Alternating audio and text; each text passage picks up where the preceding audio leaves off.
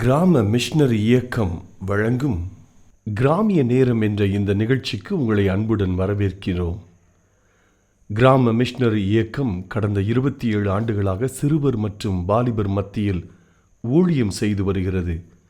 800க்கும் மேற்பட்ட மிஷனரிகளோடு தமிழ்நாட்டில் உள்ள 38 மாவட்டங்கள் உட்பட ஆந்திரா, ஒடிசா, கர்நாடகா, சத்தீஸ்கர், ஜார்க்கண்ட் மற்றும் மத்திய பிரதேசம் ஆகிய மாநிலங்களிலும் நற்செய்தி பணியை செய்து வருகிறது. எமது இலக்கு 1,00,000 கிராமங்கள், 7,000 மிஷனரிகள், ஒவ்வொரு மாநிலத்திலும் 500 மிஷனரிகள்.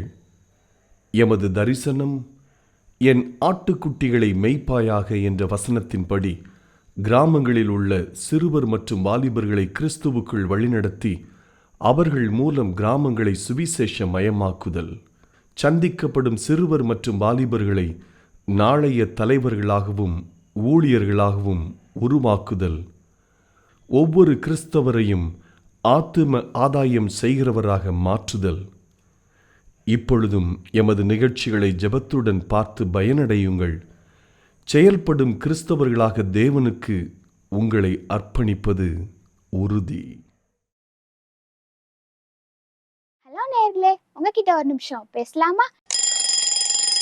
ஒருத்தருக்கு தன்னோட வீட்டுக்கிட்டக்கு ஒரு அழகான தோட்டம் வைக்கணும்னு ஆசை. அதுக்காக அவரும் எல்லா பிரயாசமும் பட்டாரு. செடி வாங்கி நட்டு வச்சு தண்ணி ஊத்தி உரம் போட்டு எல்லா வேலையும் செஞ்சப்ப அந்த தோட்டத்துல பலனே இல்லை.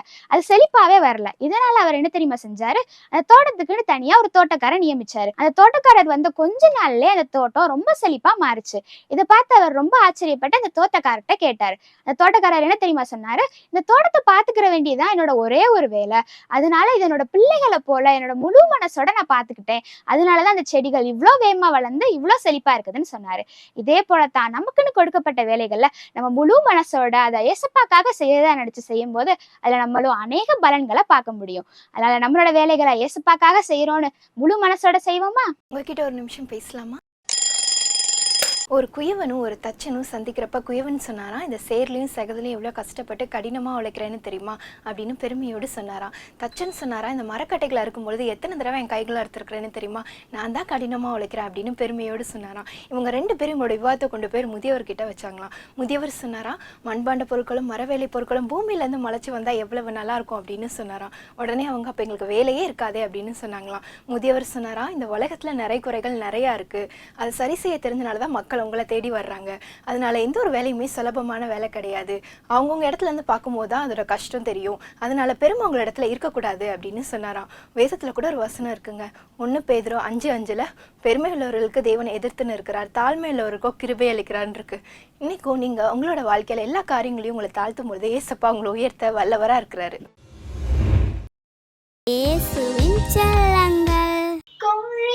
குஞ்சுகளை குட்டி சேர்ப்பது போல, கோழி தன் குஞ்சுகளை குட்டி சேர்ப்பது போல, கூவி அழைக்கின்றாரே ஜீவன் தந்த ரட்சகர், கூவி அழைக்கின்றாரே ஜீவன் தந்த ரட்சகர். சாக்கு போக்கு சொல்லாமல் ஜல்தியாய் ஓடி வந்து, சாக்கு போக்கு சொல்லாமல் ஜல்தியாய் ஓடி வந்து, காக்கும் சிட்டைகளின் கீழ் கண்டடைவாய் ரட்சிப்பு, காக்கும் சிட்டைகளின் கீழ் கண்டடைவாய் ரட்சிப்பு. கோழி கோழி தன் குஞ்சுகளை குட்டி சேர்ப்பது போல, கூவியை அழைக்கின்றாரே ஜீவன் தந்த ரட்சகர். இயேசுவின் செல்லங்கள் மிடித்து மூண கட்டை என்மை பிழைக்க தாழ்சடியன். அவர் என்னை புல்லுள்ள இடங்களில் மேய்த்து அமர்ந்த தண்ணீர்கள் நடுவில் என்னை கொண்டு போய் விடுகிறார். அவர் என் ஆத்மாவை தேற்றி தம்முடைய நாமத்தின் நிமித்தம் என்னை நீதியின் பாதைகளில் நடத்துகிறார். நான் மரண இருளின் பள்ளத்தாக்கில் நடந்தாலும் பொல்லாப்புக்கு பயப்படேன். தேவரீர் என்னுடைய கூட இருக்கிறீர், உங்கள் கோலும் உம்முடைய தடியும் என்னை தேற்றும். என் சத்துருக்களுக்கு முன்பாக நீர் எனக்கு ஒரு பந்தியை ஆயத்தப்படுத்தி என் தலையை எண்ணெயால் அபிஷேகம் பண்ணுகிறீர். என் பாத்திரம் நிரம்பி வழிகிறது. என் ஜீவனுள்ள நல்ல நம்மையே என்னை தருள். நான் கட்ட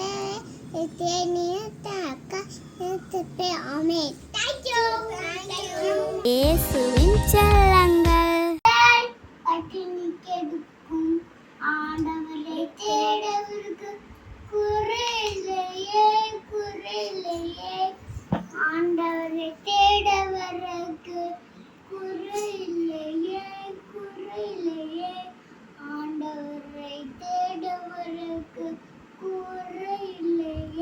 இயேசுவின் செல்லங்கள். சங்கீதம் 34 1 கர்த்தரை நான் எக்காலத்திலும் சகிப்பேன். அவர் துதி எப்போதும் நான் இருக்கும். கர்த்தருக்குள் என் ஆத்துமா மேன்மைப்படட்டும். சிறுமைப்பட்டவர்கள் அதை கேட்டு மகிழ்வார்கள். சங்கீதம் 34 1.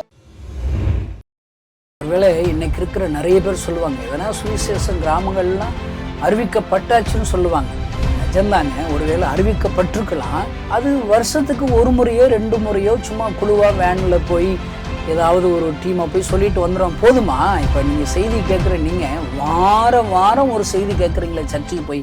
இயேசு கிறிஸ்துவின் இனிய நாமத்தினாலே கிராம மிஷனரி இயக்க குடும்பத்தின் சார்பாக இந்த கிராமிய நேரம் என்ற இந்த நிகழ்ச்சிக்கு உங்களுடைய அன்போடு கூட வரவேற்கிறோம். எனக்காக நாங்கள் செய்து வருகிற இந்த ஊழியத்திற்காக தொடர்ந்து நீங்கள் ஜெபித்து வருகிறீர்கள். கட்டாயமாக உங்கள் ஜெபத்தை ஆண்டவர் கேட்டு பெரிய காரியங்களை எங்கள் வாழ்க்கையிலே ஊழிய பாதைகளை செய்து வருகிறார். எப்படியாவது பாழாய் போயிருக்கிற கிராமங்கள், அனாதையாக்கப்பட்ட கிராமங்கள் ஆண்டவருக்கு சொந்தமாக வேண்டும் என்று சொல்ல பெரிய பாரத்தோடு கூட இந்த ஊழியத்தை 25 வருடங்களாக செய்து வருகிறோம்.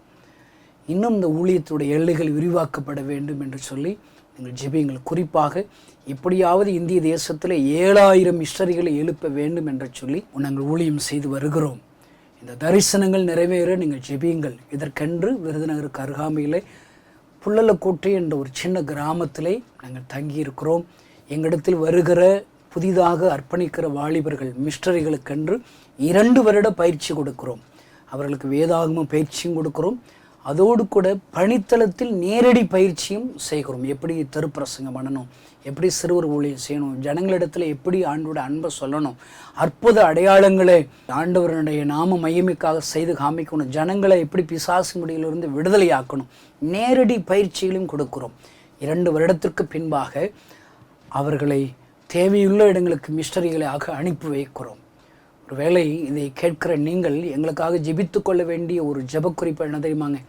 இப்படி 100கணக்கான வாலிபர்கள் எங்களிடத்தில் ஊழியர்களாக வருகிறார்கள். அவர்கள் 2 வருஷம் தங்கி பயிற்சி எடுப்பதற்கென்று ஒரு மிஷனரி வீடு தேவை இருக்கிறது, மிஷனரி அறை தேவை இருக்கிறது. ஒருவேளை ஒரு 4 திருமணமாகாத தம்பிமார்கள் தங்குவதற்கு ஒரு அறை இருந்தால் போதுங்க. 1 லட்சம் ரூபா இருந்தால் ஒரு அறை கட்டிடலாம். ஒரு குடும்பம் வர்றாங்களா, கணவன் மனைவியாக வர்றாங்களா, அவங்க 2 வருஷம் தங்கி பயிற்சி எடுப்பதற்கு ஒரு அறை போதும். ஒருவேளை சூனமியால் எப்போதும் என்னுடைய வீட்டிற்கு வருகிற இவர் பரிசுத்தவான் என்று காண்கிறேன் என்று சொல்லி ஒரு சின்ன அறை கட்டணும், ஒரு கட்டில், ஒரு மெத்தை, ஒரு குத்து விளக்கு, அப்படி மனசில் விரும்பி கட்டுறாங்க பாருங்க. அந்த தீர்க்கதரிசி ஆண்டவர் வல்லமையை எடுத்து பயன்படுத்துகிறார். அருமையான இந்த செய்தி கேட்கிற நீங்கள் இப்படி 1 லட்சம் ரூபாய் கொடுத்து ஒரு மிஷனரி வீட்டை கட்டி தருகிற அநேகர் எழும்பும்படி உங்கள் ஜெபங்களில் ஜெபித்து கொள்ளுங்கள். உங்கள் ஜெபத்தை கேட்டு இன்னும் அநேக ஊழியர்களை உருவாக்குவார். அவர்களை கொண்டு நம் கண்கள் முன்பாக ஒரு எழுப்புதலை தருவார். அல்லேலூயா. இப்பொழுதும் ஆண்டவர் நம்மோடு கூட பேசும்படி ஒரு விஷயம் நாம் ஜெபிக்கலாம். பரலோகத்தில் இருக்கிற எங்கள் அன்பு தகப்பனே, செய்தி வேலையை உடைய கைகளை ஒப்பு கொடுத்து நாங்கள் ஜெபம் பண்ணுகிறோம். எங்கள் ஒவ்வொருவரோடு கூட உடைய வார்த்தைகளை கொண்டு நீர் பேசும். பேசுவது நீங்கள் அல்ல, பரிசுத்த ஆவியானவரே என்று எழுதியிருக்கிறதே. எங்கள் ஒவ்வொருவரோடு கூட உடைய வார்த்தைகளை கொண்டு நீர் பேசும். இயேசுவின் நாமத்தினால் பிதாவே, ஆமென். இன்றைக்கும் ஆண்டவருடைய சமூகத்தில் உங்களுக்காக நான் ஜெபித்த போது ஆண்டவர் ஒரு காரியத்தை உங்களோடு கூட பேசும்படி சொல்லிக் கொடுத்தார். நெகேமியா புஸ்தகம் 1ஆம் அதிகாரம் 4வது வசனத்திலிருந்து வாசித்து பார்ப்பீர்களானால், ஒருவேளை அந்த முதல் பகுதிகளை வாசித்து கொண்டே வருவீர்களானால் அங்கு நெகேமியாவுடைய புலம்பல்கள் இருக்கிறது. அவன் எருசலேம் அலங்கம் இடிக்கப்பட்டதை அவன் கேள்விப்படுகிறான். கேள்விப்பட்ட அந்த செய்தி கேள்விப்பட்டதிலிருந்து அவனால் சும்மா இருக்க முடியலங்க. ஐயோ, இப்படி ஆகிவிட்டதே, என்னுடைய ஆலயம் இடிக்கப்பட்டு விட்டதே, சுட்டரிக்கப்பட்டு விட்டதே என்று சொல்லி அந்த செய்தி கேட்டு புலம்பிக் கொண்டே இருக்கிறான். நான் யோசிச்சு பார்க்குறேன், இந்த நெகேமியா புஸ்தகத்தை நான் வாசிக்க தொடங்கின பொழுது, எப்பொழுது வாசிக்க தொடங்கினாலும் இந்த நெகேமியாவுக்கு இருக்கிற புலம்பல் ஏன் என்கிட்ட இல்லை? ஐயோ, இந்தியா ஃபுல்லாக இயேசுடைய அன்பை ஒரு முறை கூட கேட்டிராத எவ்வளோ கிராமங்கள் இருக்குதுங்க. ஒருவேளை இன்னைக்கு இருக்கிற நிறைய பேர் சொல்லுவாங்க, எதனா சுவிசேஷம் கிராமங்கள்லாம் அறிவிக்கப்பட்டாச்சுன்னு சொல்லுவாங்க. நிஜம்தாங்க, ஒருவேளை அறிவிக்கப்பட்டிருக்கலாம். அது வருஷத்துக்கு ஒரு முறையோ 2 முறையோ சும்மா குழுவாக வேனில் போய் ஏதாவது ஒரு டீமை போய் சொல்லிட்டு வந்துடும் போதுமா? இப்போ நீங்கள் செய்தி கேட்குற நீங்கள் வாரம் வாரம் ஒரு செய்தி கேட்குறீங்களே சர்ச்சுக்கு போய், ஒரு வருஷத்துக்கு 52 வாரம் கல்யாணம் கருமாதின் 2 வாரத்தை கட்டடிச்சாலே 50 பிரசங்கம் கேட்குறீங்களே. அப்போ நீங்கள் மட்டும் ஒரு வருஷத்துக்கு 50 பிரசங்கம் கேட்குறீங்க, இல்லை அதற்கு மேலாகவே பிரசங்கம் கேட்குறீங்க. ஆனால் கிராமத்தில் உள்ள ஜனங்கள் வருஷத்துக்கு ஒரு முறை 2 முறை தாங்க ஆண்டவருடைய வார்த்தையை கேட்குறாங்க. எப்படிங்க உடைய உள்ளத்தில் மாற்றம் வரும்? இன்றைக்கு கிராமங்களுக்கு தேவை தொடர் பணி, தொடர் மிஷனரி பணி. அதனால தான் ஆண்டவர் எங்களுக்கு சொல்லி கொடுத்துருக்கிறார், ஆட்டுக்குட்டிகளை மேய்ப்பாயாக. கிராமத்தில் இருக்கிற இளம் தலைமுறையினர் சிறுவர்களை சந்திக்கிறோம், தொடர்ந்து போய் அவருடைய ஆண்டவருடைய அன்பை சொல்லி கொடுக்கிறோம். தொடர்ந்து அந்த கிராமத்தில் இருக்கிற பிசாசினுடைய உள்ள ஜனங்களுக்காக, வியாதிப்பட்ட ஜனங்களுக்காக நாங்கள் ஜெபிக்கிறோம், ஆண்டவருடைய அற்புதத்தை சொல்லி கொடுக்கிறோம். ஆண்டவர் பெரிய ஒரு அறுவடையை கொடுத்து வருகிறார். நாம் இதுவும் போதாது, இன்னும் 7000 மிஷனரிகள் வேண்டும் என்று ஜெபிக்கிறேன். ஏனென்றால் அப்பொழுதுதான் நம்முடைய காலங்களில் ஒரு மாற்றத்தை நம் கண்கள் முன்பாக பார்க்க முடியும் ஐயா. அதற்கு தேவை இந்த நெகேமியாவுடைய புலம்புகள். நீங்களும் நானும் புலம்புனுங்க. அவன் புலம்பி வரும்போது அந்த வசனத்தை நீங்கள் வாசிக்கிட்டே வாங்கலேன், நான் உங்களுக்காக வாசிக்கிற கவனிங்க. 4ஆம் வசனத்தில், இந்த வார்த்தைகளை கேட்டபோது நான் உட்கார்ந்து, கேட்ட உடனே ஸ்தம்பிச்சு அப்படியே உட்கார்ந்துறேன். இப்படி நடந்துருச்சா, இப்படி நடந்துருச்சா, என் ஆலயத்திலே அப்படி நடந்து விட்டது. அவன் உட்கார்ந்து விடுகிறான், அடுத்து அழுகிறான், அவன் கண்களிலிருந்து கண்ணீர் வடிகிறது. ஐயோ இப்படி நடந்து விட்டதே என்று சொல்லி பாரத்தோடு அவன் அழுகிறான், துக்கிக்கிறான், உபவாசம் பண்ணுகிறான். துக்கத்தோடு அழுததோடு அவன் நின்று விடவில்லை, உபவாசம் பண்ணுகிறான், சாப்பிட மனதில்லை. ஐயோ என் ஆலயம் இடிக்கப்பட்டு விட்டதே, என் ஆலயத்தினுடைய அலங்கங்கள் இடிக்கப்பட்டு விட்டதே. அவன் உபவாசம் பண்ணுகிறான், எனக்கு சாப்பாடு எதுக்குன்னு சொல்றான். பாருங்க, தொடர்ந்து ஆண்டவரை நோக்கி ஜெபிக்கிறான். அதில் இருக்கிற வார்த்தைகளில் 6வது வசனத்தில், உமது அடியாரை ஆகிய இஸ்ரவேல் புத்திரருக்காக இன்று இரவும் பகலும் உமக்கு முன்பாக மன்றாடி. பாருங்க, டே அண்ட் நைட், இரவும் பகலும் புலம்பிக்கிட்டே இருக்கிறாங்க. நினைக்கிறேன் நெகேமியா அப்படி வெளியில் நடந்து போயிருப்பான், அவன் புலம்பியிருப்பான். ஐயோ இப்படி ஆயிடுச்சு, என் ஆலயத்திற்கு இப்படி சம்பவித்துட்டதே, நான் என்ன செய்வேன்? அழுகிறான் அழுகிறான். ஒருவேளை படுக்கையில் தூங்கும் போது, அவன் படுக்கையில் தூக்கம் வராதுங்க, அவன் சும்மா அப்படி பரளும் போது, ஐயோ இப்படி ஆயிடுச்சு, கர்த்தாவே ஏன் இப்படி அனுமதிச்சிங்க, ஏன் எதிரிகளுக்கு ஆலயத்தை ஒப்பு கொடுத்தீங்க? அவன் அவன் அழுது புறம்பி இருப்பான், இரவும் பகலும் அவனை அழுது கொண்டே இருக்கிறான். ஐயா, அருமையான கிறிஸ்துவ நண்பர்களே, நீ எத்தனை துர்ச்செய்திகளை கேட்கிறாய். ஐயோ நம்முடைய தேசத்திலே இப்படி ஒரு வியாதிகள் உன் நாட்களிலே என் நாட்களே வருகிறது, இப்படிப்பட்ட உபத்திரவங்கள் நம்முடைய நாட்களிலே வருகிறது. உன்னுடைய இருதயத்திலே அந்த புலம்பல் இருக்கிறதா? இப்படி உன்னால் சந்தோஷமாக இருக்க முடிகிறது? நான் சொல்றேங்க, என் ஆண்டவருடைய அன்பை உண்மையா அறிஞ்சவங்க சும்மாவே இருக்க முடியாதுங்க. இரவும் பகலும் என் ஆண்டவருடைய ஊழியத்தை நான் எப்படி செய்ய முடியும், எப்படி எல்லாம் நான் ஜெபிக்கணும், என்ன செய்யணும்?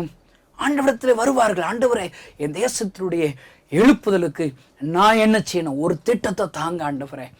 இரவு பகலும் நீங்க கேட்டுக்கிட்டே இருப்பீங்க, ஐயோ என் எதிரே இருக்கிற கிராமங்களே ஐயோ பாழாய் கிடக்கிறதே, அந்த ஜனங்கள் குடிக்க அடிமையாக இருக்கிறார்களே, அவர்கள் விடுதலை அடைவதற்கு நான் என்ன செய்யணும் கேட்டுக்கிட்டே இருப்பீங்க. அருமையான இந்த செய்தியை கேட்கிற கிறிஸ்துவ நண்பர்களே, ஆண்டவர் உன்னை விடுதலை ஆக்கிட்டாரா? நீ என்னச்சு விடுதலை அடையாத ஜனங்களுக்காக நெகேமியா போல இரவும் பகலும் நீங்க புலம்பணும், அழணுங்க, அழணும். பாருங்க, நான் யோசித்து பார்க்குறேன், பிசாசு பாருங்களேன், நம்முடைய எதிரி பிசாசு, அவனுக்கு குறித்து ஒரு வார்த்தை போட்டிருக்குதுங்க, இரவும் பகலும் எவனை விழுங்கலாமா என்று சொல்லி வகை தேடி தருகிறான். அவன் 24 hours ஒர்க் பண்ணுறாங்க. அடிக்கடி என் ஊழியக்காரர்கள் சொல்லிக் கொடுப்பேன், பிசாசு 24 hours ஒர்க் பண்ணுறான். இன்னைக்கு இருக்கிற ஊழியக்காரங்க ஒரு நாளைக்கு சாதாரணமாக ஊழியம் பார்க்கறது 8 மணி நேரம் வேலை பார்க்கணுங்க, 8 மணி நேரம் கிராமங்களை சந்திக்கணும், இயேசுடைய அறியாத ஜனங்களுக்கு ஆண்டவருடைய அன்பை சொல்லிக் கொடுக்கணும். இந்த செய்தி கேட்கிற ஊழியக்கார நண்பர்களே, நீங்கள் கிறிஸ்தவங்களுக்கு பிரசங்கம் பண்ணுறத நேரத்தில் சேர்க்காதீங்க. ஒரு ஜெப கூட்டத்தில் பேசுகிறேன், ஒரு சர்ச்சில் உபவாச கூட்டத்தில் பேசுகிறேன், எழுப்புதல் கூட்டத்தில் பேசுகிறேன், வரங்களை குறித்து பேசுகிறேன். இது செய்யணும், ஆனால் இதோட நீங்கள் திருப்தி ஆயிடாதீங்க. அதெல்லாம் ஆத்ம திருப்தி ஊழியங்கள், ஆத்ம ஊழியங்கள் கிடையாது, ஆத்ம பார ஊழியங்கள் கிடையாது. ஆத்ம திருப்தி ஊழியம். ஆத்ம திருப்திக்காக நீ போய் அங்கங்க கிறிஸ்தவங்களை மாற்றுறதுக்கு பிரசங்கம் பண்ணிக்கிட்டு இருக்கேன்னு அர்த்தம். ஊழியம் என்பது என்ன? புறஜாதிகளுக்காக புலம்ப வேண்டும். என் ஆண்டவருடைய இருதயம் இன்னைக்கு எதுக்காக புலம்போம்? எதுக்காக புலம்போம்? ஐயோ, பாவிகள் மனம் திரும்ப வேண்டுமே. ஒரு பாவி மனம் திரும்பினா பரலோக ராஜ்யத்தில் சந்தோஷம் உண்டாகுமே, என் மனதில் ஒரு சந்தோஷம் உண்டாகுமே. அவருக்கு எது சந்தோஷம் உண்டாக்கணுமோ அதை செய்யணுமுங்க. அதுதான் நாம் செயல்படுகிற செயல்களில் முதல் பகுதியாக இருக்க வேண்டும். நேமியா அதற்கு என்ன செய்யணும்? இரவும் பகலும் அதை குறித்தே திங்க் பண்ணணும். பாருங்க, பிசாசன் எவனை விழுங்கலாம்? தாவீது ராஜாவாக இருக்கிறான், ஆண்டவருடைய வார்த்தைகளுக்கு கீழ்ப்படுகிறான், இருதயத்துக்கு ஏற்றவனாக அவன் மாறிக்கொண்டே இருக்கிறான், சங்கீதங்களினாலே ஆண்டவரை துதித்து கொண்டே இருக்கிறான், அந்தி சந்தி மத்தியான வேளையிலே அவன் ஜெபித்து கொண்டே இருக்கிறான். ஒருவேளை 1 சாமுவேல் 17ஆம் அதிகாரத்திலே தேவ ஜனங்களுக்கு விரோதமாக பெலிஸ்தர்களோடு கூட யுத்தம் பண்ண அவன் அங்கு போது ஆண்டவருடைய நாமத்தை தூசிக்க படுகிற சூழ்நிலையும் கூட ஒருவனும் அங்கு முன்வரவில்லை. எல்லாம் சும்மாதான் இருக்கிற அணிவகுத்து நிற்கிறார்கள். ஆனால் இந்த சிறு இளைஞனாக அந்த தாவீதோ எழும்புகிறான். எனக்கு விரோதமாக எழும்பி விட்டான், நான் எப்படி அவனை சாய்க்கட்டும், அவனை விளைவைக்கட்டும் என்று சொல்லி இரவும் பகலும் தாவீதை பாவத்தில் விளைவைக்கிறதுக்காக திட்டம் பண்ணி கொண்டே இருந்தான். அவன் பாருங்க சாதிச்சிட்டான். பாருங்க, யுத்த களத்தில் யுத்தம் நடந்து கொண்டிருக்கும் போது அவன் தூங்குமடி படுக்கைக்கு செல்லுகிறான். அப்பொழுதே அவனுடைய பின்மாற்றம் ஆரம்பித்து விட்டது. அருமையான தேவனுடைய ஊழியக்காரர்களே, ஆண்டவருடைய நண்பர்களே, கிறிஸ்துவ நண்பர்களே, நீங்க கிரியை செய்கிற நாட்களில் கிரியை செய்யணும். மதியானம் கொஞ்ச நேரம் தூங்குறதுக்கு இது காலம் ஐயா. நீ தூங்குற 1 மணி நேரத்துல நீ முழங்கால் போட்டு ஜெபிச்சு பாரு. எத்தனை ஆயிரக்கணக்கான ஆத்துமாக்களுக்கு என் ஆண்டவருடைய அன்பை பிரசங்கித்து விடலாம். கிரியை செய்கிற காலங்களில் கிரியை செய்யணுங்க. ஊழியம் செய்ய வேண்டிய நேரத்துல ஊழியம் செய்யணும். ஆண்டவர் பகலும் கொடுத்திருக்காரு, இரவும் கொடுத்திரு. இரவு தாங்க ரெஸ்ட் எடுப்பதற்கு, தூங்குவதற்கு. பகல் காலம் இருக்க மட்டும் நான் கிரியை செய்யணும் ஆண்டவர் சொல்றாரு. தாவீது கிரியை செய்யாதபடி அவன் அறைக்கு தூங்குறான். அப்ப இரவும் பகலும் பிளான் போட்டுக்கிட்டே இருக்கிற பிசாசு யோசிட்டான், இவனை பாவத்துல விழத்தட்டி விட வேண்டியதான். அவன் ஆயத்த வேலைகளை செய்யறான். அவனுக்குரிய ஏஜென்ட் பத்சேபால ஆயத்தப்படுத்துகிறான். அவன் எப்பொழுது அந்த அறையிலிருந்து வெளியே வருவானோ அவன் பார்க்கிற பிரகாரமாக ஒரு இடத்திலே நீ குளிக்க வேண்டும், அவருடைய கண்கள் உன்னை இச்சிக்க வேண்டும் என்று திட்டமிடுகிறான். அவன் சாதிச்சுட்டாங்க, விழத்தட்டி சாதிச்சுட்டாங்க. அருமையான தேவனுடைய பிள்ளைகளே, இந்த கடைசி காலத்திலே அவருடைய ஜனங்கள் அவரை அறியக்கூடாது. அவன் எல்லாவற்றையும் அறிந்து அவனுக்கு முடிவு தெரியுங்க. அவனுக்கு தண்டனை நரகம், அக்கினி கடல்ல அவன் போறான். அவன் இன்னைக்கு என்ன தெரியுமா? இரவும் பகலும் பிளான் போடுறான்.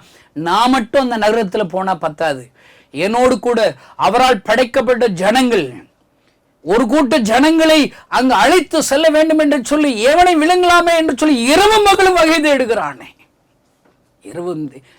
அவனுக்கு முன்னாடி இருக்கிற தரிசனம் நரகங்க. நரகத்தை ஐயோ அக்கினி அக்கினி அக்கினி அக்கினி இதை சொல்லி சொல்லி புலம்பிக் கொண்டே நான் மாத்திரம் போனால் போதாது, இவளெல்லாம் வர சொல்லணும்னு சொல்லி எல்லா பக்கமும் அவன் ஒர்க் பண்றானே.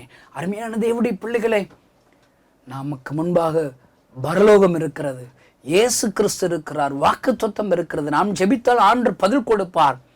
ஒருவேளை எனக்கு ஆண்டவர் கொடுக்கிற அடையாளத்தின்படி என்னை விசுவாசிக்கிறவன் அடக்கம் அடையாளங்கள் ஆவன. என் ஜனங்கள் ஜெபிக்கும் போது பிசாசுகளை துரத்துவார்கள், வியாதியஸ்தர்கள் கையில் வைத்தால் அவர்கள் சுகமடைவார்கள். எல்லாம் நமக்கு தெரியுங்க. எல்லாம் தெரிஞ்சு நீ ஏன் சும்மா இருக்கிற? இன்னைக்கு நாம ஒரு முடிவு பண்ணுங்க, இரவும் பகலும் நான் ஏசப்பாவுக்காக நான் ஓடணும். லூக்கா 16 அதிகாரம் 19வது வசனத்துல ஒரு ஐஸ்வர்யமுள்ள ஒரு மனுஷனை குறித்து அங்க போட்டிருக்குது. அவனுடைய சிந்தனை எல்லாம் எப்படியாவது நம்ம ஜாலியா இருக்கணும், சந்தோஷமா இருக்கணும், ஐஸ்வர்யத்தை இருக்கணும், பணம் சம்பாதிக்கணும், இப்படியே தாங்க இருக்கு. அவனுடைய முடிவு என்னங்க? அவனுடைய முடிவு என்ன? இரவும் பகலும் சுயநலத்துக்காகவே வாழ்றான், தான் குடும்பத்துக்காகவே வாழ்றான், தான் நல்லா சாப்பிட்றதுக்காகவே வாழ்றான். அவனுடைய முடிவு அக்னி கடல் நரகம். இந்த செய்தி கேட்கிற சகோதரனே சகோதரி, நீ இரவும் பகலும் ஆண்டவர் உனக்கு ஜீவனை கொடுத்திருக்கிறார், அந்த உயிரை கொடுத்திருக்கிறார், தாளந்துகளை கொடுத்திருக்கிறார். இதுல நீ என்ன செய்துகிட்டு இருக்கிற? இந்த ஐஸ்வர்ய மனிதனை போன்று இரவும் பகலும் உலக பிரகாரமான சந்தோஷத்துல நீ அடிமைத்தனத்துல இருக்கிறியா? பாருங்க, அவனை குறித்து இருக்கிற வசனத்தை உங்களுக்கு வாசித்து காமிக்கிற. லூக்கா 16:19 வசனத்துல, ஐஸ்வர்யம் உள்ள ஒரு மனுஷன் இருந்தான். அவன் இரத்தாமரமும் விலையேற பெற்ற வஸ்திரமும் தரித்து அனுதினமும் சம்பிரமாய் வாழ்ந்து கொண்டிருந்தான். இவன் இது போறான், விலையேறப்பட்ட ட்ரெஸ் போடணும், நல்லா சாப்பிடணும். இதை அங்கே யோசிக்கணும். சாப்பாடு தேவைதாங்க. ஆனால் அனுதினமும் சாப்பாடுக்காகவே நீ வாழ முடியுமா? உன் சந்தோஷத்துக்காகவே வாழ முடியுமா? அருமையான கிறிஸ்தவ நண்பர்களை, இந்த ஐஸ்வர்யம் உள்ள ஒரு மனுஷன் இரவும் பகலும் சுயநல கிறிஸ்தவனாக வாழ்ந்ததினால் அவருடைய முடிவு நரகம்.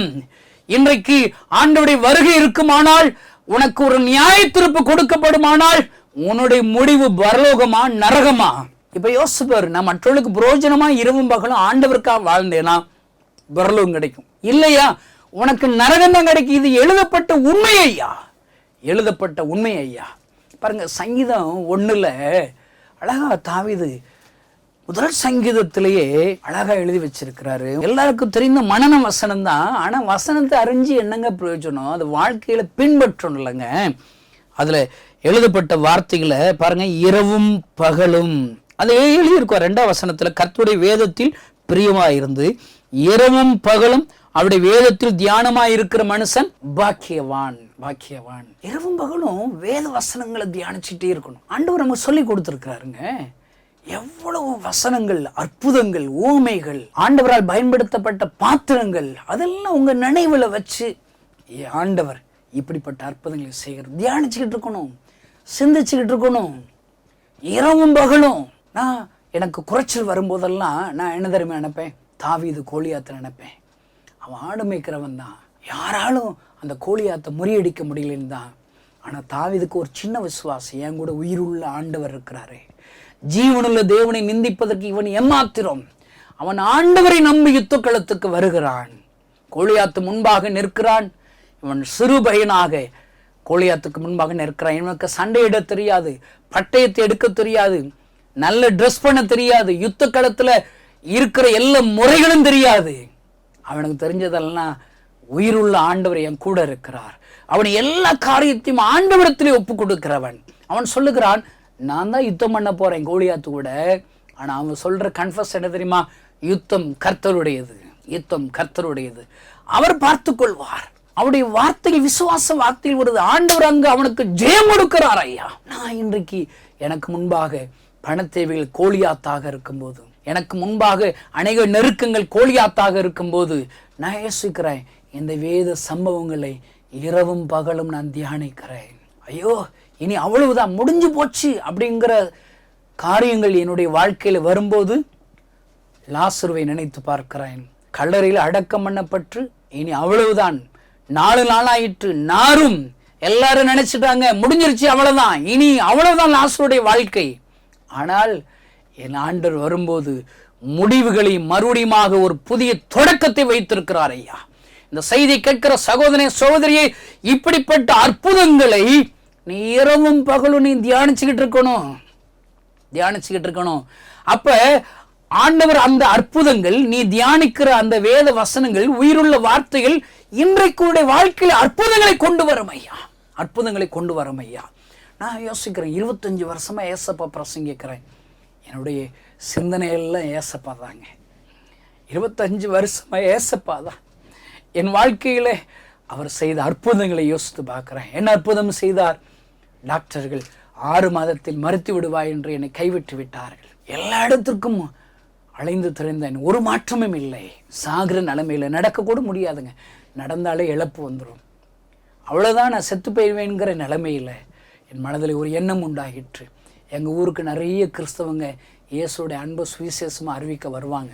நான் எங்கள் வீட்டில் இருக்கிற பெரிய ஒரு அருவாளை எடுத்து அவர்களோடு கூட வாக்குவாதம் பண்ணுவேன். அவர்களை என் கிராமத்தை விட்டு வெளியேறும்படி பயமுறுத்துவேன். இப்படியெல்லாம் நம்ம செஞ்சோம்ல. அவங்க சொன்ன அந்த ஏசாமிகிட்ட போய் ஜெபம் பண்ணி பார்ப்போமேன்னு சொல்லி சர்ச்சுக்கு போனேன்யா, அவங்க பாடுற பாட்டும் புரியல, பண்ணுற பிரசங்கம் புரியல, சும்மா வேடிக்கை பார்ப்பேன். கடைசி ஜெபம் பண்ண சொல்லும்போது 1 நிமிஷம் ஜெபம் பண்ணுவாங்க. 5 வாரம் சர்ச்சுக்கு போய் 5 நிமிஷம் தாங்க ஏசப்பாட்ட நான் பேசியிருப்பேன். என்ன பேசுனேன்? ஏசப்பா எனக்கு உயிர் தாங்க, நீங்கள் தான் நல்ல கடவுள்னு எல்லாரும் சொல்கிறாங்களே, எனக்கு எப்படியாவது ஒரு உயிர் பிச்சை கொடுக்க மாட்டீங்களா, உயிர் தர மாட்டீங்களான்னு சொல்லி அழுதங்க. ஆண்டவர் எனக்கு ஜீவனை கொடுத்தார் ஐயா. டாக்டர்கள் ஆச்சரியப்படும்படி என் ஆண்டவர் எனக்கு அற்புதம் செய்தார் ஐயா. அற்புதம் செய்ய என் கண்ணீரை அவர் துடைத்தார். கொஞ்ச நாள்ல என் மனசுல ஒரு சந்தேகம் வந்துச்சு. அவரை நான் மறுதலிச்சிட்டேன். இயேசுதான் கடவுள் என்பதற்கு என்ன நிச்சயம்? எப்படி நிச்சயம்? எப்படி சொல்ல முடியும்? அவரை மறுதலித்து விட்டேன். மறுபடியும் பாவ வாழ்க்கையில என்னை ஒப்பு கொடுத்து விட்டேன். ஒரு சந்தேகத்தை நன்றி இல்லாத கிறிஸ்தவனாக வாழ்ந்து விட்டேன். ஆனாலும் இயேசு கிறிஸ்து என்னை கைவிடவில்லை ஐயா. நான் என் கிராமத்தில் ஒரு பாழடைந்த கட்டிடத்தில் தூங்குற பழக்கம். தூங்கி எந்திரிச்சு வீட்டிற்கு போக வேண்டும் என்ற ஆயத்தத்தோடு இருந்தபோது என் கண்கள் முன்பாக ஒரு மனிதரை நான் பார்த்தேன். அந்த மனிதர் வெண்ணாடி அணிந்தவராக அழுது கொண்டே இருந்தார். அழுகும்போது தன் பாரங்களை சொல்லி சொல்லி அழுதார். நானே தேவன், என்னை தவிர வேறு தேவர்களை நான் இந்த ஜனங்களுக்காக பரிதபிக்கிறேன். என்னால் படைக்கப்பட்ட என் ஜனங்கள் இவளை ஆசீர்வதிக்க விரும்புகிறேன், சந்தோஷம் தர விரும்புகிறேன், வியாதிகளை சுகமாக்கும்படி விரும்புகிறேன். ஆனால் யாருமே என்கிட்ட வர மாட்டாங்க. என்னாலே எல்லாமே எங்கோ போய் கொண்டு இருக்கிறார்களே. அழுது கொண்டே இருந்தார். எனக்கு உயிர் கொடுத்த ஆண்டவர் அழுது கொண்டு இருக்கிறார். நான் அவரை முதல்ல பார்க்கும் போதுங்க, அவர் இயேசுன்னு தெரியாதுங்க. அந்த தரிசனம் கிடைச்ச அதுக்கு பின்பாக என் மனசில் ஒரு கேள்வி. யாரோ ஒருவர் அந்த காலை வேளையில் நான் பார்த்தோமே, அவர் யார் அவர் கேள்வி எனக்கு தெரில. உலகத்தில் உள்ள எல்லா ஜனங்களுக்கும் அவர் அழுகிறாரு. கேள்வியோடு இருந்த பஸ் ஸ்டாண்டு போனால் அழுகு சத்தம் வரும், பஜார் போனால் அழுகு சத்தம் வரும், கம்பெனியில் வேலை பார்த்தாங்க, ரோட்டில் போகிற ஜனங்களை பார்த்த உடனே அழுகு சத்தம் வந்துடும். திடீர்னு அந்த கம்பெனியில் வேலை பார்க்கும் போதே அழுதுருவேன். யாரோ ஒருவர் அழுது கொண்டு இருக்கிற அவர் யாரென்று தெரியவில்லை. கேள்வியோடு இருந்தபோது தான் ஒரு கிறிஸ்தவ நண்பர் பைபிள் படிச்சுட்டு இருந்தார். அவர்கிட்ட போய் நான் விசாரித்தேன், பைபிள்லாம் படிக்கிறீங்களே, இப்படி ஒரு மனுஷர் அழுது கொண்டே இருக்கிறார், அவர் யார் என்று தெரியவில்லை, உங்களுக்கு தெரியுமா என்று சொல்லி விசாரித்த போது முதலாக வேத வசனத்தை எனக்கு சொல்லி கொடுத்தார். வாசிக்கும்படி எனக்கு காண்பித்து கொடுத்தார். வாசிச்சா நான் சொன்னேன், இது போல தாங்க நான் பார்த்த மனுஷர் அழுதான்னு சொன்னேன். அவர் சொன்னார், உலகத்தில் உள்ள எல்லாருக்காக ஒருத்தர் அழுகிறார் என்றால் அவர் ஒரு மனிதர் இல்லை, அவர் தான் இயேசு கிறிஸ்து என்று எனக்கு சொல்லி கொடுத்தார். என் கண்ணீரை துடைத்து ஆண்டவர் கண்ணீர் வடிக்கிறாரா? என்னை சந்திக்கும்படி ஒரு தரிசனமானாரா?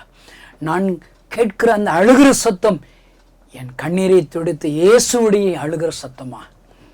அந்த நாளிலிருந்து உலகத்தில் உள்ள எல்லா ஜனங்கள் என் அருகில் தான் அவர் அழுறாரு, நான் அவருடைய கண்ணீரை துடைக்கட்டும் என்று சொல்லி என் வாழ்க்கையை ஒப்பு கொடுத்தாங்க. நான் சொல்கிறேங்க, 25 வருஷமா இரவும் பகலும் ஏசப்பா அழுது கொண்டு இருக்கிறார்.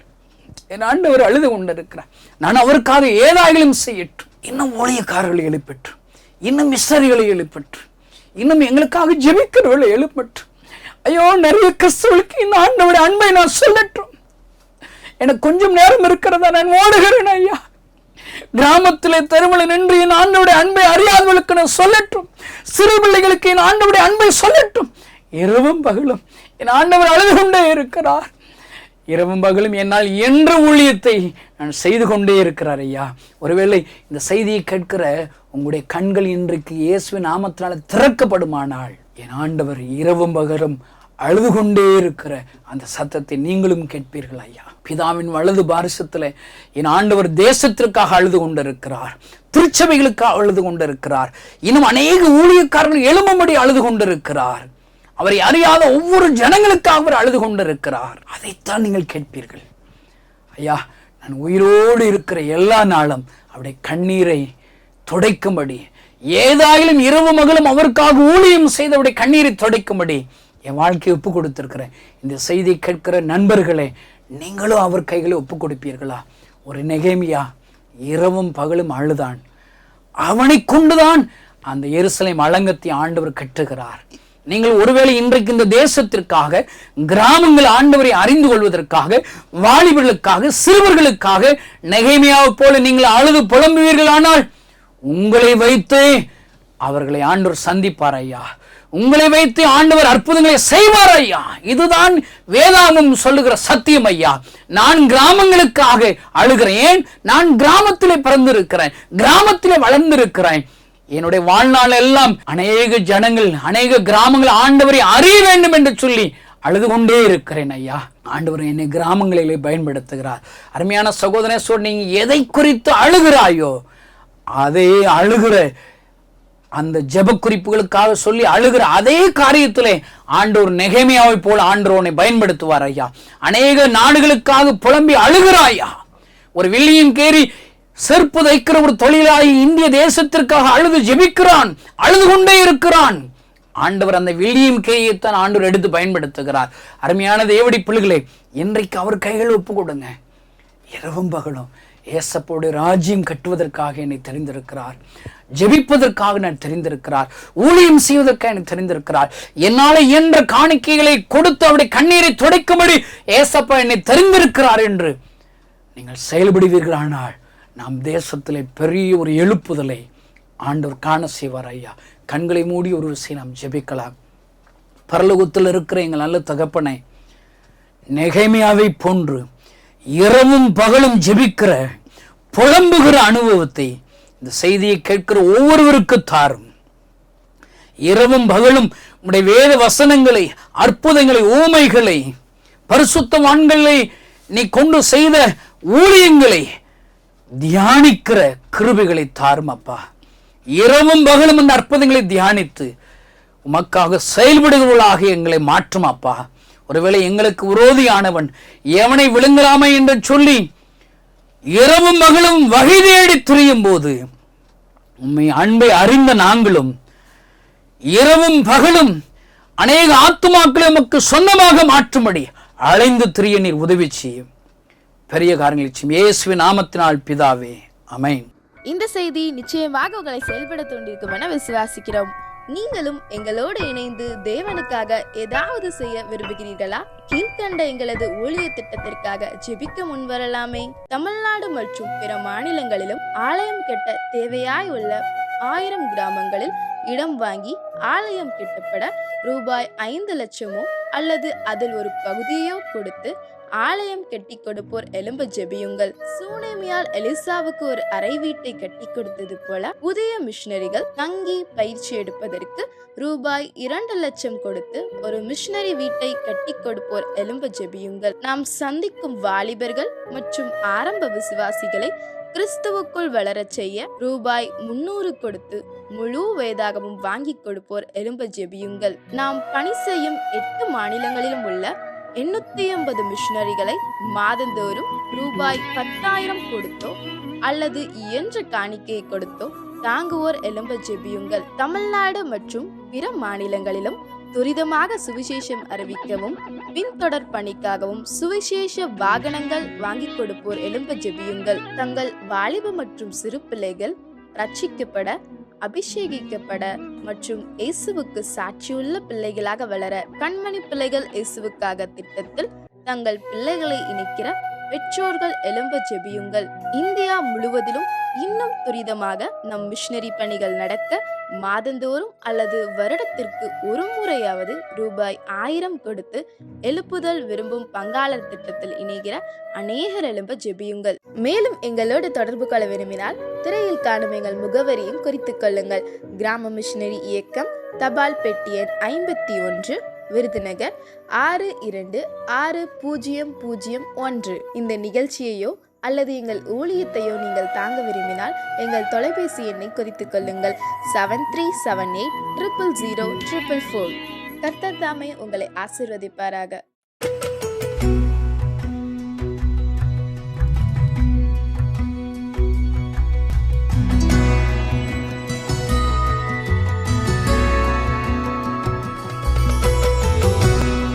ஆண்டவராகிய இயேசு கிறிஸ்துவின் நாமத்தில் என் அன்பின் வாழ்த்துக்களை தெரிவித்துக் கொள்கிறேன். என்னுடைய பேர் சிவா. நான் இப்போ உயிரோடு இருக்கிறேன் அப்படின்னா அது ஆண்டவருடைய கிருபை. என்றைக்கோ மரித்திருக்க வேண்டிய எனக்கு ஆண்டவராகிய இயேசு கிறிஸ்து ஜீவனை தந்தார், ஜீவனை பாதுகாத்தார். 2009ஆம் ஆண்டு நான் கல்லூரியில் படித்து கொண்டிருக்கிற நேரத்தில் என் வாழ்க்கையில் ரொம்ப விரக்தி, வேதனை, கவலை அப்படி இருந்த நேரத்தில் ஏன் வாழ்கிறோம், நம்ம வாழ்கிறத காட்டிலும் இறந்துடலாம் அப்படின்னு சொல்லி ஒரு பெரிய மலையிலிருந்து விழுந்து இறந்து போயிடலாம் அப்படின்னு சொல்லி கையெல்லாம் கிழிச்சிட்டேன். கல்லூரியில் இருக்கும்போது கல்லூரியிலேருந்து என்ன பண்ண நடந்து போக ஆரம்பிச்சிட்டேன். போயிட்டு இருக்கும் பொழுது ஒரு இடத்துல 2 வழி வருது. கிட்டத்தட்ட ஒரு 12:30 மணி இருக்கும். எந்த வழியில் போகிறதுன்னு தெரியல அந்த இடத்துக்கு. அப்போது யார்கிட்டயாவது கேட்போம் அப்படின்னு சொல்லி பார்க்குறேன். பார்க்கும் பொழுது ஒரு நபர் நின்று கொண்டிருக்கிறார். அப்போது அவருக்கு பின்னாடி பார்த்தீங்கன்னா ஏதோ ஃபோக்கஸ் லைட் கட்டின மாதிரி ஒரு பெரிய ஒரு வெளிச்சம். சரி அவர்கிட்ட கேட்கலான்னு சொல்லி நான் அவர்கிட்ட கேட்குறேன். வழி கேட்ட உடனே அவர் சொல்கிறாரு, நீ எங்கேருந்து வர, எங்கே போகிற அப்படின்னு சொல்லி அவர் கேட்குறாரு.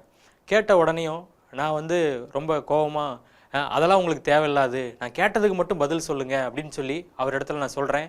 சொன்ன உடனே அவங்க கிட்ட வராங்க. கிட்ட வரும்பொழுது நான் மயக்கம் போட்டு கீழே விழுந்துட்டேன். அடுத்து நான் முழிச்சு பார்க்கும் பொழுது எங்களுடைய வீட்டில் மேல் மாடியில் என்னுடைய ரூமில் நான் இருக்கிறேன்.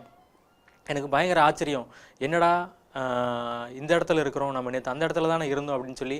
என் கையில் இருந்த அந்த காயம் இல்லை, அந்த காயத்தினுடைய தழும்பு இல்லை.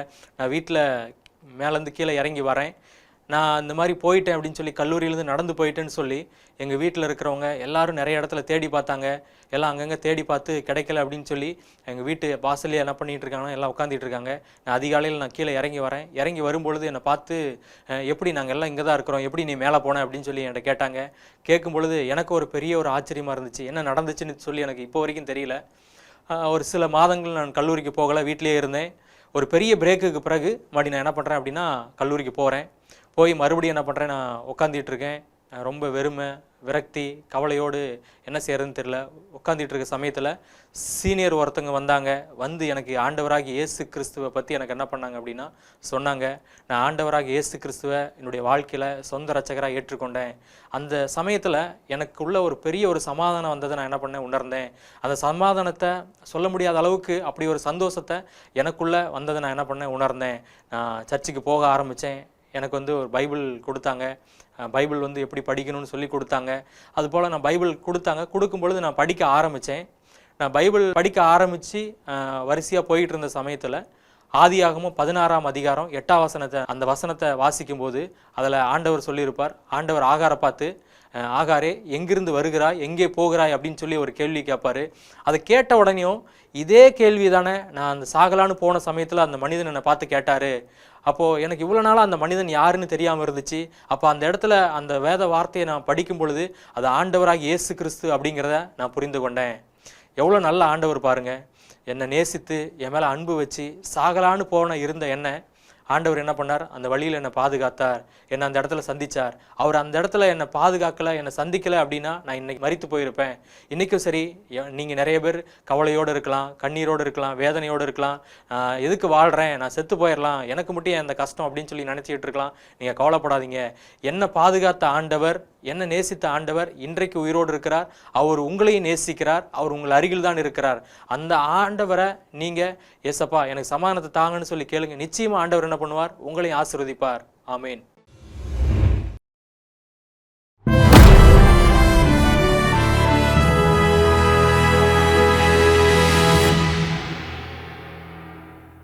நான் சில நேரம் நினைப்பேன், ஆண்டவர் நேரடியாக என்னிடத்தில் வந்து பேசிவிட்டால் நான் சில விஷயத்தில் நல்லா இருப்பேனோ, கீழ்ப்படிஞ்சிருவேனோ அப்படின்லாம் நானாக நினச்சிக்கிடுவேன். ஒருத்தர் சொல்லி ஒன்று நான் கேட்கல, இதே இது ஜீசஸ் வந்து ஒரு தரிசனத்தில் என்கிட்ட வந்து நின்று பேசினா நான் கேட்டுருவேனா அப்படின்னு சொல்லி நானாக கேட்டு பார்க்குறேன். அப்படிலாம் இல்லைன்னு பைபிள் சொல்லுது. காயினோடு நேரடியாக ஆண்டவர் பேசுகிறார். அப்போ யாரோ சொல்லி, ஒரு மனிதர் சொல்லி நான் கேட்காத ஒரு வார்த்தையை இயேசுவே நேரடியாக என்னிடத்தில் வந்த பேசினா கூட அப்படிலாம் கேட்டுற மாட்டோம். அது ஒரு வஞ்சனை. ஆண்டவர் பேசினா நான் செய்வேன் அப்படின்னு சொல்கிறது, நான் ஒபே பண்ணுவேன் அப்படிங்கிறது நம்மை நாமே ஏமாற்றி கொள்ளக்கூடிய ஒன்று. ஊழியத்தில் பார்க்குறேன், ஆண்டவர் நேரடியாக வந்து என்கிட்ட சொல்லிட்டு அந்த ஊழியத்தை செஞ்சிருவேனா அப்படின்னு நானாக கற்பனை பண்ணி பார்க்குறேன். யோனா புஸ்தகம் சொல்லுகிறது இல்லை என்று சொல்லுகிறது. யோனாட்ட யாரோ சொல்லலை, அவருடைய ஸ்தாபனத்தின் தலைவர் சொல்லலை, நீ போய் நினைவாக்கு போப்பா அப்படின்லாம் சொல்லலை. ஆண்டவர் நேரடியாய் சொல்லுகிறார், கீழ்ப்படியவில்லை. அப்போ கீழ்ப்படிய மனதில்லாவிட்டால், கைடன்ஸை கேட்க எனக்கு மனசு இல்லாட்டா, நேரடியாக இயேசுவே என்னிடத்தில் வந்து சொன்னாலும் கேட்க மாட்டேன் என்கிற சத்தியத்தை இந்த வசனங்கள் எல்லாம் என்ன செய்கிறது, நமக்கு சொல்லுகிறது. உலகமே உன்னை தள்ளிவிட்டாலும் என் ஆண்டவர் உனக்காக காத்திருப்பார். உன்னை உயர்த்தும்படி என் ஆண்டவர் காத்திருப்பார். உன் தலை எண்ணெயால் அபிஷேகம் பண்ணபடி காத்திருப்பார். உன் மீது இருக்கிற பெரிய ஒரு தேவ திட்டத்தோடு கூட அந்த தேவ திட்டத்தில் உன்னை பயன்படுத்தும்படி என் ஆண்டவர் உனக்காக காத்திருப்பார்.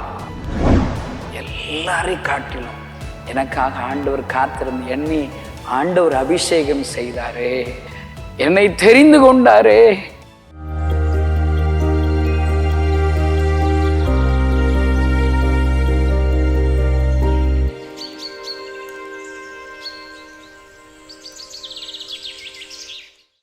சகோதரர்கள் ஆலோசனை சொல்லலை, தகப்பன் மறந்தாச்சு, எல்லாராலும் அற்பமா எண்ணப்பட்ட தாவீது. அல்லேலூயா. ஆனால் ஆண்டவர் தாவீதின் மேல் நினைவாக இருக்கிறார். அல்லேலூயா. ஒருவன் ஆடு மேய்ச்சிருக்கான்னு சொன்னேன், அவன் வரும் வரை நான் சாப்பிடுவதில்லை என்று சொல்லி சாமுவேல் காத்திருக்கிறார். அடிக்கடி அந்த பகுதி வாசிக்கும் போது நான் நினைப்பேன், சாமுவேல் மாத்திரம் அங்கு காத்திருக்கவில்லை, என் ஆண்டவரும் அதே இடத்திலே காத்து கொண்டிருக்கிறார். God is waiting for David, தாவீது. அல்லேலூயா. இந்த செய்தியை கேட்கிற அருமையான சகோதரர், உலகமே உன்னை தள்ளிவிட்டாலும் என் ஆண்டவர் உனக்காக காத்திருப்பார். உன்னை உயர்த்தும்படி என் ஆண்டவர் காத்திருப்பார்.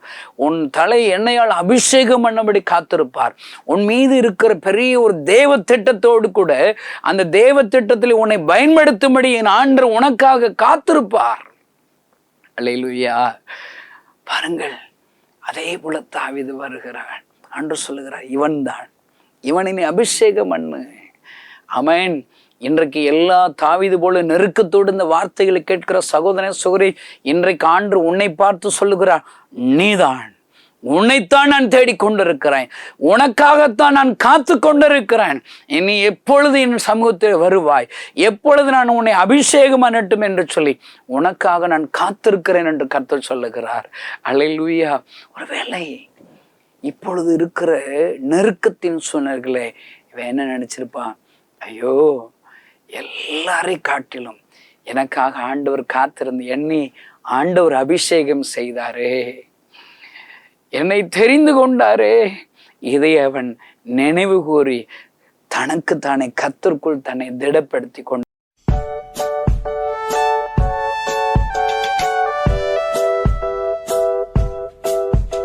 Price Lord. இன்றைக்கும் கூட நம்ம ஒரு சின்னதான ஒரு இங்கிலீஷ் சாங்கு கற்றுக்க போகிறோம். ஓகேவா? அக்கா பாடுறேன், நல்ல கவனமாக கவனிக்கணும். அப்போ அந்த பாட்டோடைய வரிகளை சொல்லித்தரேன், அடுத்து அதோடைய ஆக்ஷனை சொல்லித்தரேன். ஓகேவா? நல்லா கவனிங்க. If I had a black little box I will put Satan in and take him out and punch and put him back again.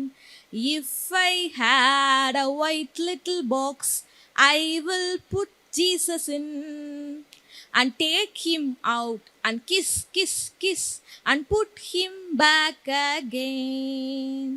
If I had a black little box I will put Satan in and take him out and punch and put him back again. If I had a white little box and I will put Jesus in and take him out and kiss and put him back again. ஒருவேளை என்கிட்ட கருப்பு பெட்டி இருந்துச்சுன்னா அதில் நான் என்ன வைப்பேன், சாத்தானை வைப்பேன். அவனை எடுத்து என்ன செய்வேன், அவனை விட்டுருவேன். அடுத்து என்கிட்ட ஒயிட் கலர் பாக்ஸ் இருந்துச்சுன்னா யாரை வைப்பேன், ஜீசஸை வைப்பேன், ஏசப்பா வைப்பேன். எடுத்து அவரை நான் என்ன செய்வேன், கொஞ்சுவேன் அப்படின்னு சொல்லி இந்த பாட்டு சொல்லுது. சரிங்களா? இது என்ன, பிளாக்கான இருதயம், கெட்ட இருதயம் இருக்கிற இடத்துல யார் இருப்பா, கெட்ட இருதயத்தில் சாத்தான் தான் இருப்பான். அப்போ பரிசுத்தமா இருக்கிற நல்ல பிள்ளைங்க இருதயத்துல யார் இருப்பா, ஏசு கிறிஸ்து இருப்பா. அதுதான் இந்த பாட்டு. ஓகேவா? இப்போ அக்கா நான் ஆக்ஷனோட இந்த பாட்டு சொல்லி கொடுக்குறேன். ஓகேவா? If I had a black little box I will put Satan in and take him out and punch and put him back again. If I had a white little box I will put Jesus in and take him out and kiss and put him back again. Bye. இத்தனை வருஷம் நான் சர்ச்சுக்கு போகிறேன், எத்தனையோ பிரசங்கங்களை நான் கேட்குறேன், எத்தனையோ ஆராதனைகளை நான் பங்கு பெற்றிருக்கேன். ஆனால் இன்றைக்கி நான் யோசித்து பார்த்தேன் அப்படின்னு சொன்னால் எதுவுமே என் மனசில் இல்லை. ஒருவேளை நம்ம நிறைய நேரங்களில் நம்ம எடுத்த தீர்மானத்தில் நம்ம நிலைச்சு நிற்க முடியல, நம்ம கேட்குற சத்தியத்துக்கு நம்ம கீழ்ப்படிய முடியலையே அப்படின்னு சொல்லி நம்ம வேதனைப்படலாம். 32,000 சமையல் வகையாக செஞ்சு எனக்கு சாப்பாடு கொடுத்துருக்குறாங்க. ஆனால் அவங்க கொடுத்த சாப்பாடுல என்ன சாப்பிட்டேன், நேற்று என்ன சாப்பிட்டேன், அதுக்கு முந்தின நாள் என்ன சாப்பிட்டேன் அப்படிங்கிறதெல்லாம் என் மனசில் பதியலை. ஆனால் 25 வருஷமும் என் மனைவி சமைச்சு கொடுத்த சாப்பாட்டினால தான் இன்னைக்கு நான் ஜீவனோடு இருக்கிறேன், உயிரோடு இருக்கிறேன். அவருடைய வார்த்தை ஜீவனுள்ள வார்த்தை, அந்த வார்த்தை நம்மளை உயிர்ப்பிக்கிற வார்த்தை, அந்த வார்த்தை நம்மளை ஊஞ்ச கட்டுகிற வார்த்தை.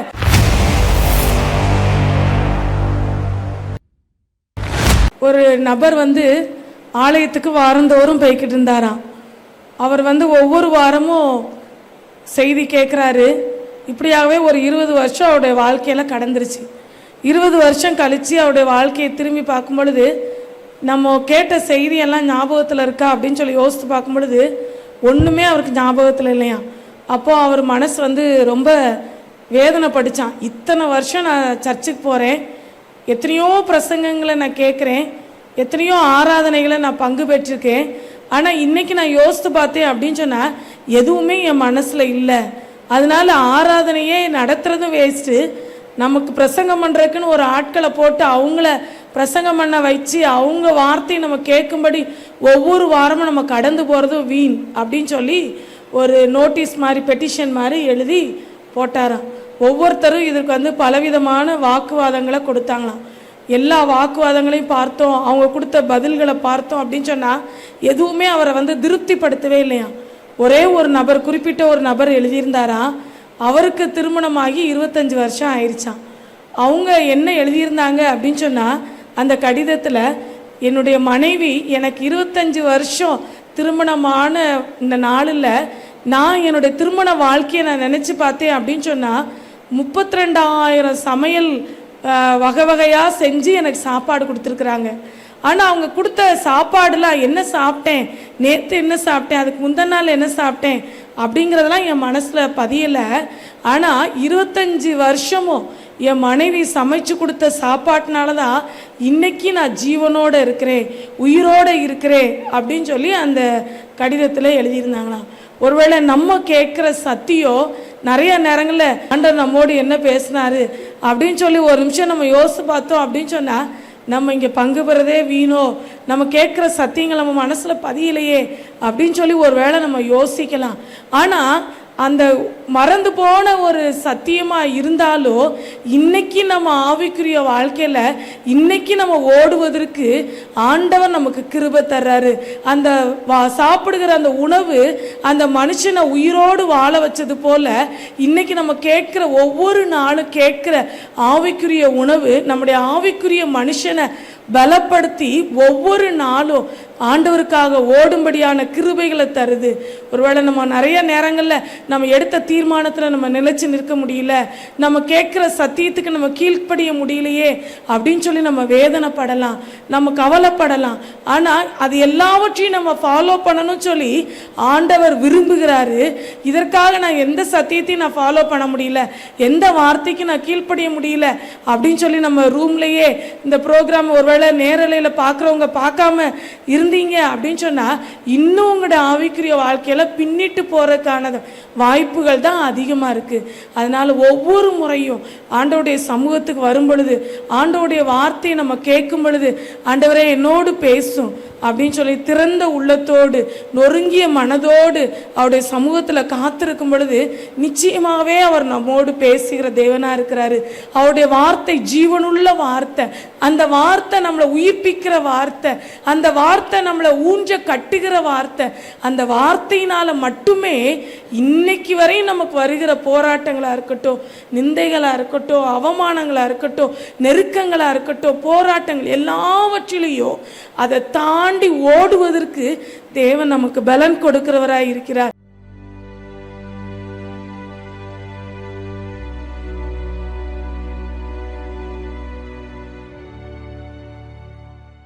நூறு ஆண்டுகளுக்கு முன்பதாக செப்டம்பர் 25 மேற்கு வங்காளத்தில் மலைப்பட்டணத்தில் சின்ன சின்ன தூறலாக ஆரம்பித்த மழையானது வர வர பெரிய ஒரு புயலாக மாறிவிட்டது.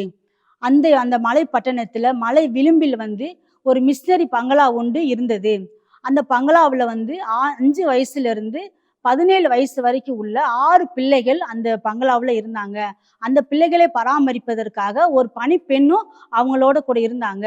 இந்த மழையானது வர வர பெரிய புயலாக மாறியதுனால அந்த நிலச்சரிவு ஏற்பட்டு அந்த பங்களாவும் அப்படியே சரிந்து விழுந்து அந்த மண்ணுக்குள்ள புதைந்து விட்டது.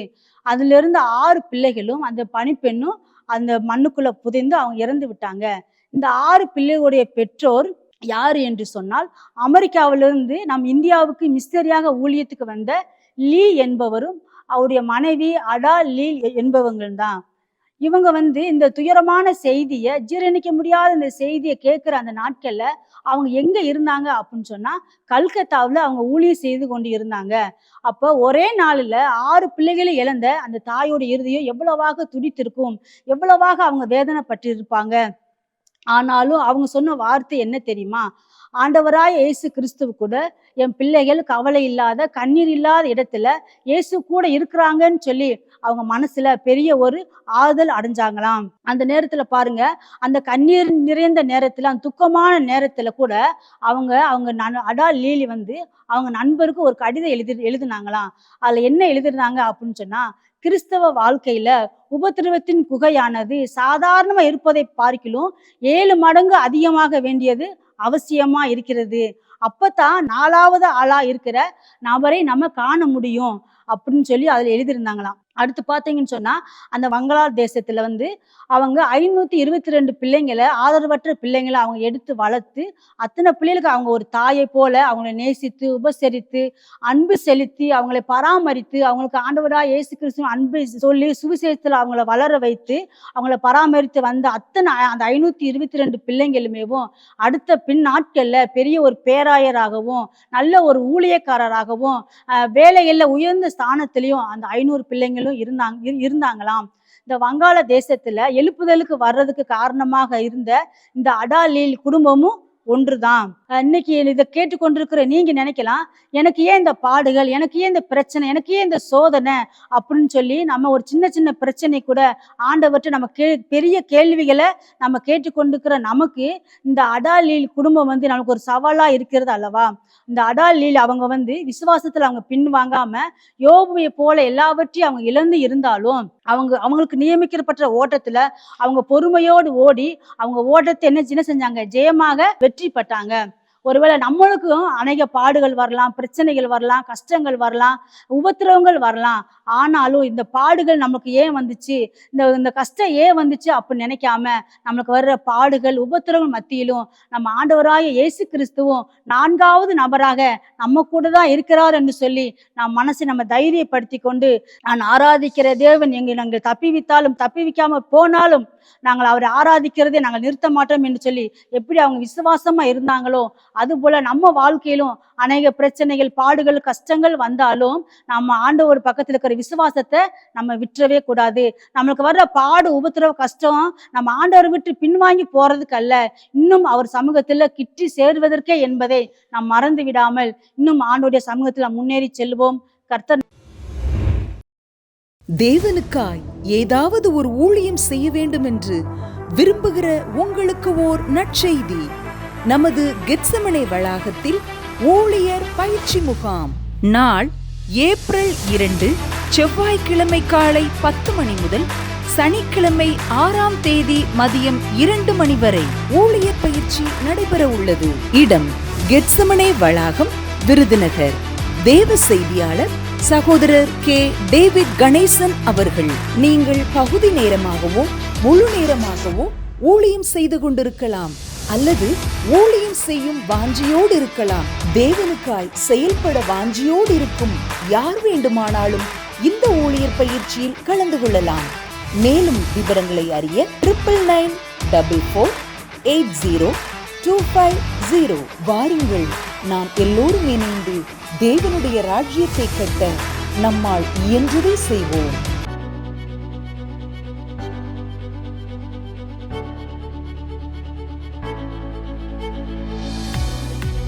நமது மேட்டுப்பாளையத்தில் கிராம மிஷனரி இயக்கம் நடத்தும் உபவாச கூடுகை நாள் ஏப்ரல் 6ஆம் தேதி சனிக்கிழமை அன்று. நேரம் காலை 9:30 மணிக்கு.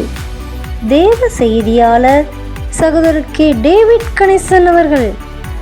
இடம் சர்வவல்ல தேவ சபை, நலம் ஆயில் ஸ்டோர் பின்புறம், குட்டையூர் பஸ் ஸ்டாப், மேட்டுப்பாளையம். வாருங்கள், ஒன்றிணைந்து ஜெபிப்போம், எழுப்புதலை காண்போம். மேலும் தொடர்புக்கு கிராம மிஷனரி இயக்கம், கோவை 89 034 30 9626379249 நமது கோத்தகிரியில் கிராம மிஷனரி இயக்கம் நடத்தும் எழுப்புதல் விரும்புவோர் முகாம் நாள் ஏப்ரல் 6ஆம் தேதி சனிக்கிழமை அன்று. நேரம் மாலை 6 மணி முதல் 8:30 மணி வரை. தேவ செய்தியாளர் சகோதரர் கே டேவிட் கணேசன் அவர்கள். இடம் பாரிஸ் ஹால், CSI லூக்கா ஆலய வளாகம், கோத்தகிரி. மேலும் தொடர்புக்கு கிராம மிஷனரி இயக்கம், கோத்தகிரி 9841294704 9790450656 9442573708. தேசத்தின் எழுப்புதலுக்காய் திறப்பிலே நின்று ஜெபிக்க வாருங்கள். ஜெபிப்போம், ஜெயமெடுப்போம்.